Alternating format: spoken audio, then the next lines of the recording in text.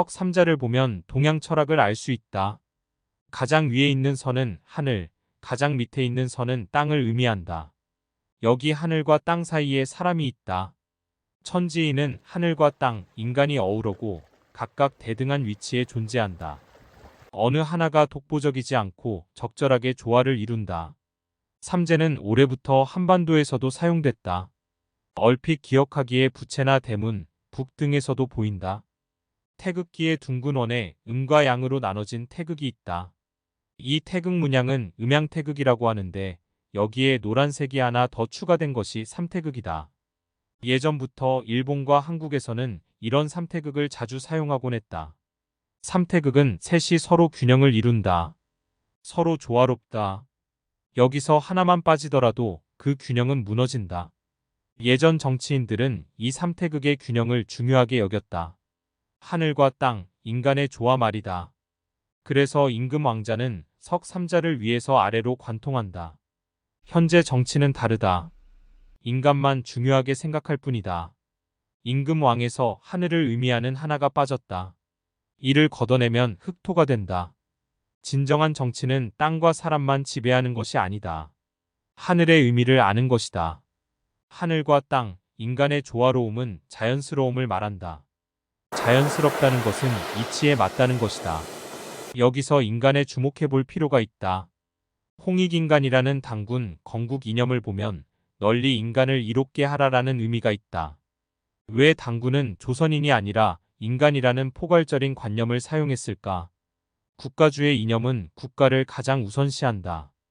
가령 의사가 전쟁 중 적군을 치료해야 하는 상황이 왔을 때 애국과 인간 중 무엇이 옳은 일일까?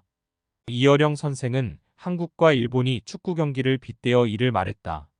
두 국가가 치열하게 경기를 한다. 한국이 골을 넣으면 기뻐한다. 반대로 골을 먹히면 분해한다. 이에 대한 철학적인 고찰이 있다. 스포츠에서 국가를 빼면 모든 기쁜 일도 분할 일도 없다. 인간이 골을 넣고 골을 먹는다. 어느 인간이 골을 넣던 그 자체가 의미가 있다. 에이브러햄 링컨은 게티즈버그 연설에서 민주주의의 정신과 기본 원리를 밝혔다. 여기서도 국가주의가 빠진다. 국민에 의한 국민을 위한. 번역된 표현에서는 국민이라는 표현이 사용된다. 다만 에이브러햄 링컨의 원어 표현은 다르다. of the people, by the people, for the people. 국민이 아닌 사람이 들어간다. 홍익인간의 건국인형과 닮았다. 공자가어, 여시춘추 등의 책에 형나라 사람이 활을 잃어버린 이야기가 나온다. 형나라 사람이 활을 잃고 찾지 않았다. 그러니 말했다. 형나라 사람이 잃은 것은 형나라 사람이 죽을 것이다. 그러니 찾아서 무엇하겠는가. 그러자 공자가 말했다. 거기에 형나라를 빼는 것이 옳다.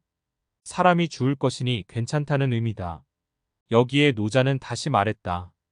거기에 사람도 빼는 것이 옳다. 경계선을 하나씩 해체할 때마다 포용성이 높아진다. 그것이 가족이고 친구이고 한국인이고 인간이기 때문에 사람은 포용성이 적어진다. 경계선을 모호하게 선택하는 일은 포용성을 높인다. 인간을 넘어서 생명을 넘어서 존재를 포괄하는 사랑이 더 포용적이다. 어느 한쪽을 명확하게 선택하는 것이 아닌 모호함이 아니라 어느 쪽도 포용할 수 있는 위대함이다. 이어령 선생에 따르면 나그네에게 신념은 버려야 할 짐이라고 한다. 신념에 사로잡혀 답이 정해져 있는 사람과 대화할 필요가 없다는 것이다. 길을 떠난 나그네는 어제와 오늘, 내일이 달라야 한단다. 이 철학이 나와 매우 닮았다. 어떤 상황에서도 분명한 자기 신념을 가지는 것이 중요하긴 하다. 다만 양쪽 패를 모두 가지고 있으며 상황마다 대처하는 이와 무조건적으로 변하지 않는 신념을 가지는 것은 다르다. 예전에는 어떤 목표를 가질 때 배수의 진을 치곤 했다. 퇴각로 없이 뒤로 물러서면 죽음뿐이다라는 결심은 때로 목표를 강력하게 이루게 하기도 한다. 다만 언제부턴가 그것이 옳지 않다는 사실을 깨달았다. 안 될 수도 있지. 항상 플랜 B를 가지고 여유 있게 상대해야 한다는 사실을 배웠다. 그렇다. 살다 보면 실패할 수도 있다. 실패할 리 없다는 생각, 자신의 신념이 잘못될 리 없다는 확신에 빠지면 꽤 고통스러운 시간을 갖게 된다. 학교와 책, 스승으로부터 배운 것이라도 모든 것을 의심해보고 이미 알고 있는 내용에 대해서도 다시 한번 생각해보는 것이다. 지구온난화에 대해 긍정적인 시각을 가져봤다가 부정적인 시각을 가져본다. 정치에 대해 진보적인 생각을 해봤다가 보수적인 생각도 해본다. 서로 상충되는 여러 가지 주제를 가지고 다양한 생각을 해본다. 그것이 분명 서로 다른 주장이라는 것을 알고 있다. 어찌 보면 일관적이지 않다. 다만 언제나 일관적이라는 것이 좋은 것은 아니다. 순풍이 불 때는 돛을 올렸다가 역풍이 불면 돛을 내리기도 하는 것이다. 최초에 내린 결단을 바꾸는 것은 상황에 따라 시간에 따라 달라야 한다. 어떻게 인간은 하늘과 땅 사이에서 그 둘을 조율하는 중요한 위치가 되는가? 아마 절대적 존재인 하늘과 땅에 비해 유연하기 때문이지 않을까 싶다. 하늘과 땅 중간에서 이 둘을 모두 포용하고 넓게는 횡으로 종으로 포용하며 전체를 아우를 수 있는 존재이지 않을까 싶다. 두 눈은 이상을 향해 두고 두 발은 현실을 향해 두어야 한다고 한다.